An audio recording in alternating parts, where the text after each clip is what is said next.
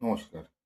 আজকে আপনাদের একটা সুন্দর গল্প বলি মহাভারতের থেকে। যুধিষ্ঠিররা 5 ভাই আর দুর্যোধনরা 100 ভাই, সবাই মিলে খেতে বসেছে। তো সবাইকে খাবার দেওয়া হয়ে গেছে, খেতে যাবে। তখন ভীষ্ম পিতামহ হেসে তাদেরকে বলল, খাওয়ার আগে তোমাদের একটা শর্ত আছে। তো শর্তটা কি? যে কেউ এই হাত ভাঁজ করতে পারবেন না, সবাইকে হাত সোজা রেখে খেতে হবে। তো সোজা রেখে কি করে খাবে? এবারে ছুটে ছিঁড়ে খেতে পারবে না, সারা গায়ে পড়বে। তো সবাই চেষ্টা করছে হাত সোজা রেখে খাওয়ার জন্য, হাত তো ভাঙা যাবে না, খেতে পাচ্ছে না, কি করবে?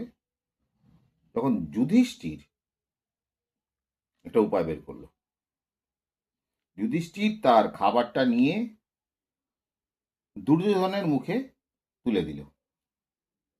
দুর্যোধন সেটা খেলো, সবাই দেখলো হ্যাঁ এইটাই তো একটা উপায়। তখন কি করলো, প্রত্যেকে প্রত্যেকের পাশের জনকে খাবার খাইয়ে দিল।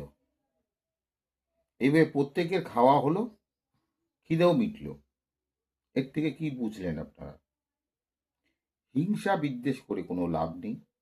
একে অপরের সাহায্য করলে কোনো কাজই অসফল হবেন না, সব কাজে জয়ী হবেন।